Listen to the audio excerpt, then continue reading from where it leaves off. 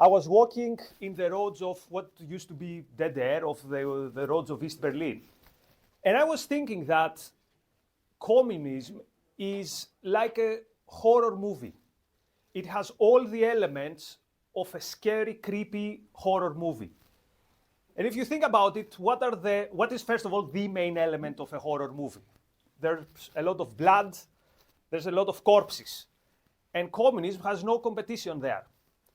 It had been around only for what? For 70 years. And yet, in this time, it managed to send to an early death 65 million people, and this is with a very moderate estimate. To put this into perspective, Christianity in millennia killed fewer people than communism killed in 70 years. And this is not to say how good Christianity was, this is to say how lethal communism was. And in its milder version, let's say the version of socialism, where there were not gulags or piles of dead people, it brought misery, it brought stagnation, and it condemned people to many lost generations. Think about Argentina, think about even my country, Greece, think about these days Venezuela. So one element that makes communism a horror movie, blood and piles of bodies. But there's a second element which makes sometimes thrillers particularly scary, at least to myself. Remember these thrillers where you think that the bad guy is dead?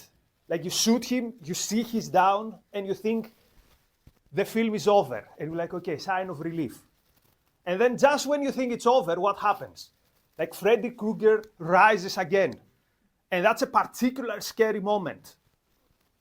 And even scarier, sometimes you realize that not only he has risen and he's not dead, but he's going to be a vampire, he's going to be after us forever.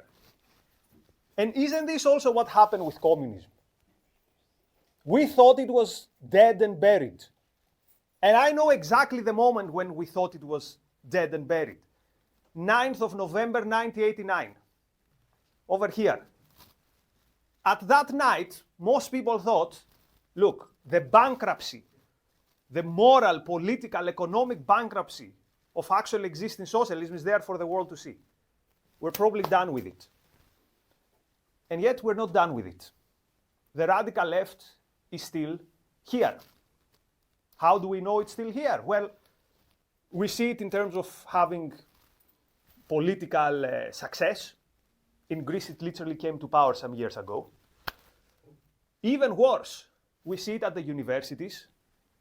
And universities are the breeding grounds, is the place where the future is decided, because universities give rise to the new intellectuals, and the new intellectuals later are going to have an impact on the culture.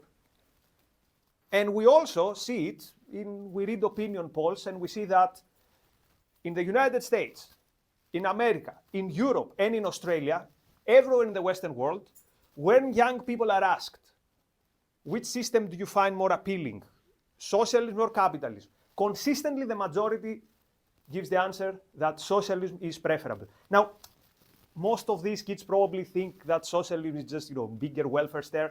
But if you gave them like the basics of socialism and of capitalism, they would choose, I go with socialism. I think that capitalists are too greedy, they have too much power, we need more state. And the question is, why is this happening? How is it possible that a system that has brought such destruction is still here? Why is it that, like a scary vampire, it's back from the grave and it's still hunting us? And I could give you many answers why I think communism is appealing. But today I will focus on one. The rest we can discuss it if you want in the Q&A. But I will focus on one because I think this one is the most important.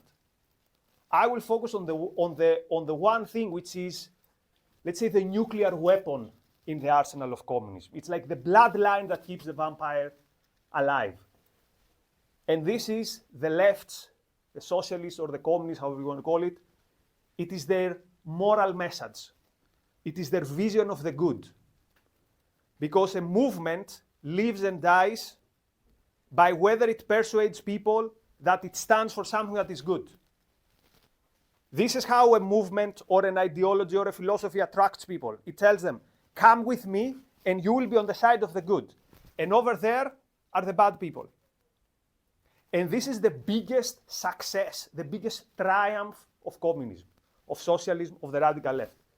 They have persuaded people that their moral message is synonymous with the good. And when people are persuaded that a movement stands for something noble, they will excuse and forgive everything.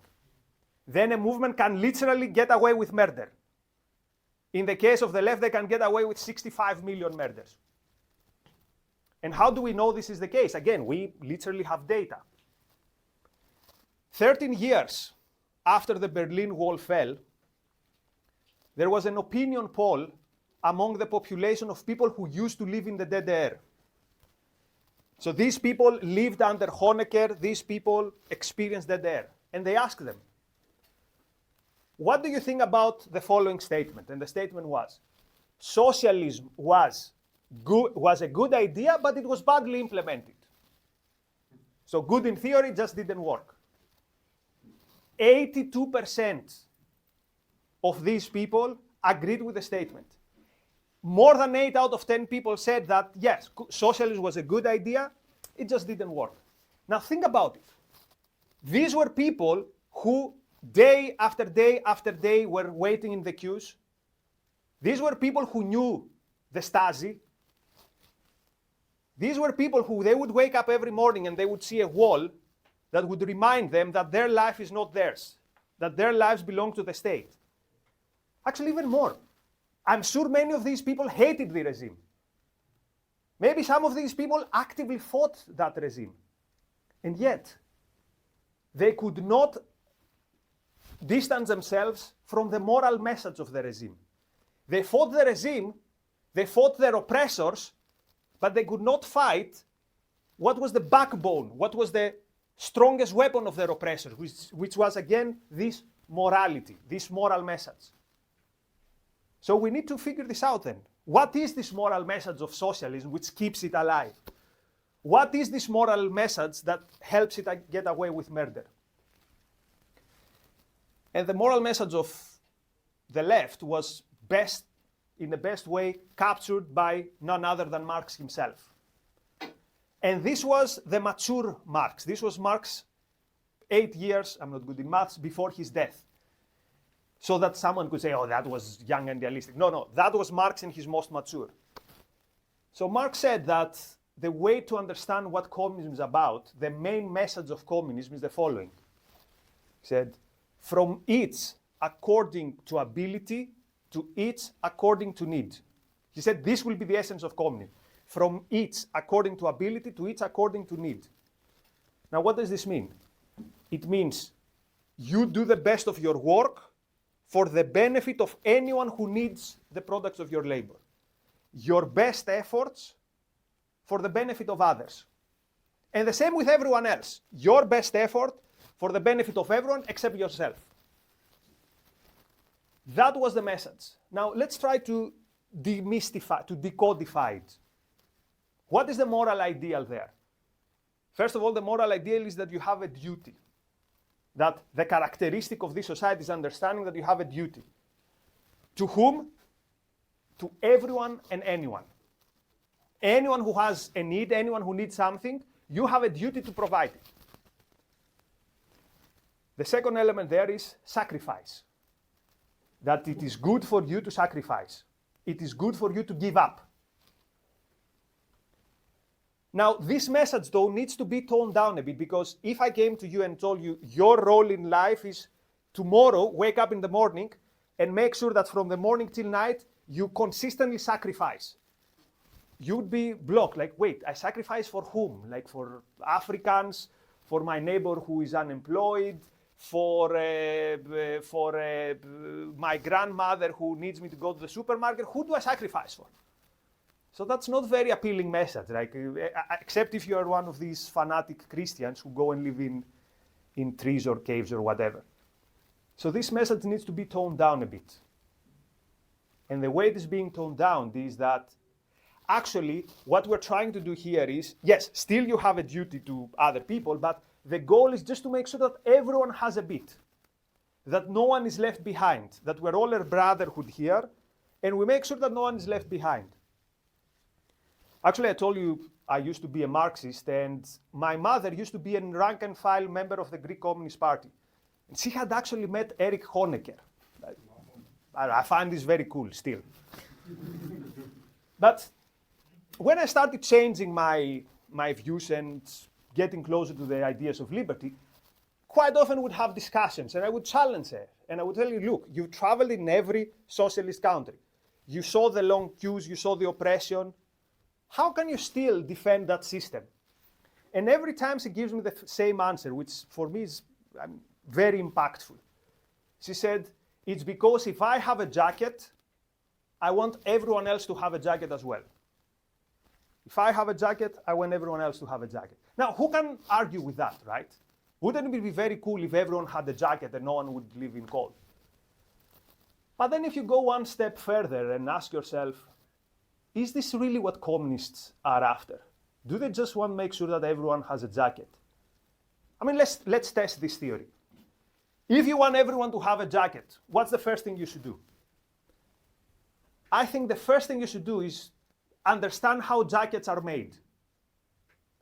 So if communists really cared about the well-being of the poor, the less well-off, the first thing they would do is they should try to understand why for 99% of human history, human beings have basically nothing. They live in poverty. And then for 0.1% of human history, not only we have jackets, but we have skyscrapers, and we've conquered space, and we have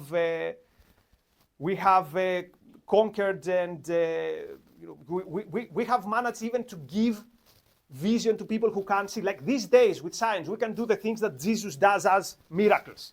We're curing diseases. That's the first question the communists should ask, if really they cared about providing people with stuff. But if they did so, they would come to a very uncomfortable finding. They'd find that the way to make sure that everyone has a jacket is to let people be free to use their minds and to create and to produce. And they don't want to reach that decision. And at some point they realize that their system is actually incompatible with people having jackets or cars or televisions. And what did they do then with the new left? They said, oh, you know what? Having too much stuff is not good for you. Over-consumerism, right? That capitalism is alienating because you have too much stuff. So no, I don't believe that the communists, what they want is for everyone to have a jacket. I think actually that they were sincere when they said that their vision is sacrifice. And sacrifice for what? And here's the darkest thing. This is the moment where, like, the villain in the movie saw his face, and his face is scary. You sacrifice, and what is the end result? Like, think about it. In East Germany, everyone was sacrificing. For whom? For what? Some of you might say, oh, they did. Some people actually benefited from it. It was the nomenclatura. I will even challenge that. The East German nomenclatura, they would be all much richer if they lived in West Germany. Like even Stalin, his life sucked. Those of you who know, who have read his biographies, his life sucked. And he knew it. Every second communist dictator, they had issues. They hated their life. So here's the dark conclusion that I get. For them, it's sacrifice for the end of it. You suffer as an end in itself. Everyone suffers and no one benefits. Now, I realize this sounds a bit too much. Like, can it be that way? Can there be like such darkness in their motives? And I always try to see the best in people. I say, look, maybe these are idealists, maybe there's something there, but explain this to me. If what they're after is not just this nihilistic destruction, explain to me this. You know Bill Gates, right? Bill and Melinda Gates, they have like a charitable foundation. They give away every year 3 billion with a B to the poor, to people who are in need. Or maybe to some other project that you might not like it, but the point here is they help many, many people. Some time ago, not so long ago, I read an article in the Jacobin. The Jacobin is one of the most prominent magazines of the left. And it said the following. It said, look, the Bill and Melinda Gates Foundation, these people are rich capitalists, they have too much power. And something needs to be done. And what needs to be done is that they should be taxed on their charitable activity. In the United States, if you give to charity, you're tax exempt. So the Jacobin said we should make something so that this changes. Now, try to follow this. I mean, I heard something about the Hayek Society. You are literate in economics. All other things being equal, what's going to happen to charity if you make charity more expensive? There's going to be less charity. Now think about that. They are openly saying we'd rather Bill Gates giving less to those in need as long as Bill Gates gets a hit, as long as he suffers. Like, they hate Bill Gates more than they love the poor. They hate the successful more than they love those in need and more than they care those in need. And how do they get away with it? Why isn't it that more people don't see it and say, what is happening here? These people, we should throw them to the bin of history. That's a line by Trotsky, by the way. And the only answer I can give is that people don't have the moral courage to do so because they cannot perceive themselves going against the moral code of the left. People cannot bring themselves to challenge this idea that being selfless is good. Because again, I truly believe that the leftists and the communists are really selfless. Stalin was literally selfless. He didn't have a life, he was very unhappy, and he was constantly doing things that were horrible. Most people think that Stalin is an example of selfishness. No, he was genuinely selfless. But this means I'm going to sacrifice everyone to the cause. What is the cause? So most people do not dare saying, you know what, maybe there's something wrong with your morality. Maybe there's something wrong, and this is where we should strike the left. Instead, what we do is we tiptoe around this topic. Most criticism of the left are very gentle criticisms. Like, another thing that horror movies have taught us is, if you want to kill a vampire, what do? You have to strike it in the heart. Otherwise, it won't die. And this is exactly what we have to do with Marxism or with the radical left. We have to strike it where it is its strongest point. And its strongest point is its morality. But we don't do it. We don't do it. I hear this critique usually, like the other day I was in a libertarian conference and I was chatting with this guy and he told me, you know what the problem, the leftists are too, communists are too, they're not practical. They don't live in this world, they're too idealistic. It's like human beings are imperfect beings and communists don't understand this. Now pause for a second and understand what this means. This means that the communists are so good, but we are not good enough for their system. Now, is it a surprise then that the communists would say, well, give us another chance. If we are so good and we are the good guys, oops, yeah, we've screwed up 60 times and 65 million dead, but it's because we try to make sure that everyone understands what the good is. It's actually giving them the moral high ground. And this is the last thing you should do. It's like giving, I don't know, I've run out of thriller parallels. What do you give? Was it the gremlins that you give them something they become monsters? That's what happens with leftists when you give them the moral high ground.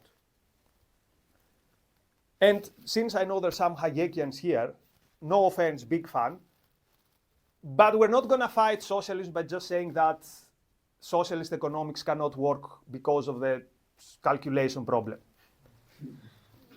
It just won't happen.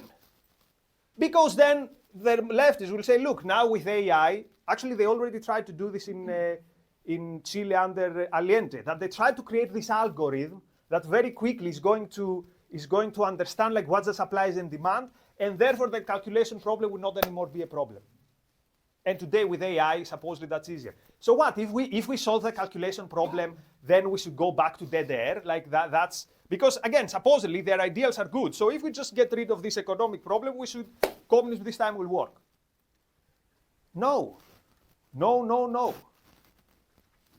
There's only one way that we can strike this beast, that we can strike it, like impale this in the heart. Actually, two things that we have to do. But there's only one way. The first thing is we need to ask a very simple question. Whenever they give these moral messages, we need to ask one simple question. And this simple question is, why? Why is it that everyone and anyone out there has a claim on my life, on my time, on my work? Why? By the way, that's a serious question. Like, I don't have the answer. If someone has a good answer, please enlighten me, because I haven't been able to find an answer.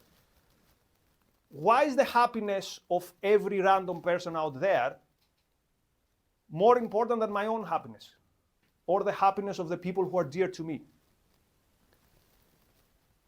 Why should I sacrifice for the socialist motherland, the proletariat, or the refugees, the polar bears, the future polar bears, I don't know? Why? And of course there is no answer, or maybe Alfred there has an answer, but you're going to enlighten me in the Q&A. I haven't been able to find an answer. And I think that this morality can very easily collapse, like a house of cards. But merely by showing that the morality of the other side is bad, that's not going to get you that far. This is what the right is doing today with the left. They say, oh, the left is terrible, they want neutral gender bathrooms, or they don't know who is a woman, whatever. Okay, what's your alternative? What's your positive vision? So if we say that the moral ideal of the left is rotten, then we need to give an alternative moral ideal which is better and more inspiring. And it has to be a moral ideal which is incompatible with tyranny and with gulags and with Stasi and all that stuff. In simple terms, it needs to be a moral ideal that is compatible with freedom. But forget freedom. Most importantly, it needs to be compatible with life. Because I think at the end of the day, communism is literally incompatible with life. Like it cannot be a coincidence, guys, that in every single place that it has been tried, in different cultures, in different geographical places, in different periods, everywhere it brought death. It has to be something there. So what would be our moral alternative that would be compatible with life? So first of all, we should ask, what type of beings are human beings? What do they need to live a good, flourishing life? And by good, flourishing life, I mean you live long, healthy, rich, creative, and fulfilling life. And the condition for this is, first of all, to be able to figure out what you want in life, because everyone wants something else. Honecker thought that we should all want, our number one goal in life should be the socialist motherland. But no. My number one goal in life is being a good teacher. Yours might be poetry, opera, being a good engineer, being into sports, whatever. But you have to be free to figure it out for yourself, based on what you want, based on your needs. And then you should be free to act on it. So you see, freedom comes as an existential necessity. We need it as much as we need to breathe. And this moral ideal will say that, look, of course, community and solidarity and having relationship of friendship, of romantic love, of charity even, in cases where it's something that you care, you can help, it's important to you. All these are great things. With one big asterisk, with one big condition. That they don't go against your life, that they don't make you a servant. That they're actually important to you, important to your values, and they're actually adding value to your life. They don't put a huge chain on yourself where you're chained to every other human being in the world, whether you want it or not. That's the moral ideal we need. This will be the end of communism. Because try to imagine a dictator, a Honecker or a Putin, going to people who have this self-esteem to say, my life and my happiness is my number one goal. These people they're completely immune to collectivism.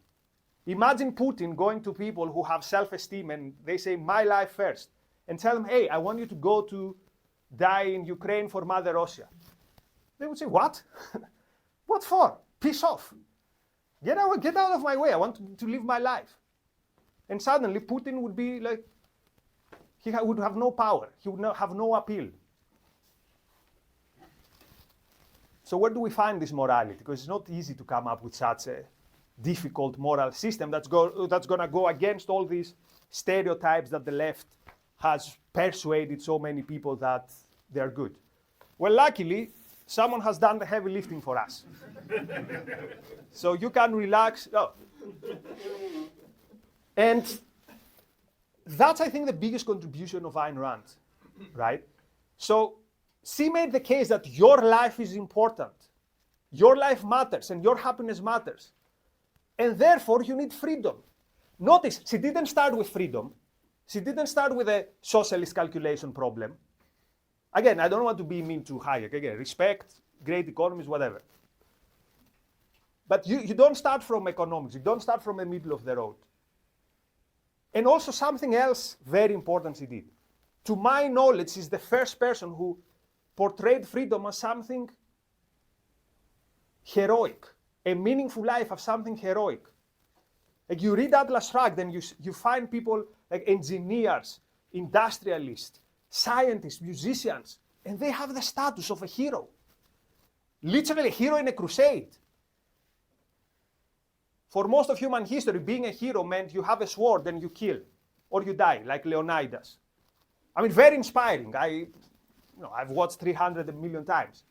But wouldn't it be nice if you had this vision, not for something, abstract, but for your own life?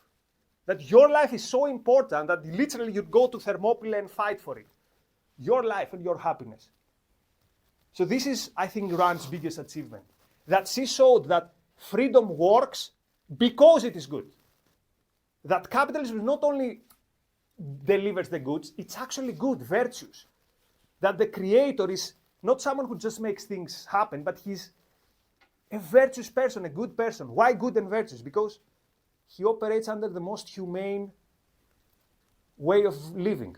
Using your mind, figuring out the world, the relations of cause and effect, and then acting on it. Shaping the world based on your vision. And this is why she was also the best critic of socialism. Because she exposed actually every totalitarianism, every collectivism. She exposed it as, first of all, morally rotten, as morally despicable. And she said, that's why it doesn't work. It's bad, and it's not practical. It's not practical because it's bad. So if we're trying to find the dagger that we're going to stick to the heart of the vampire and make it go away forever, here it is. Thank you.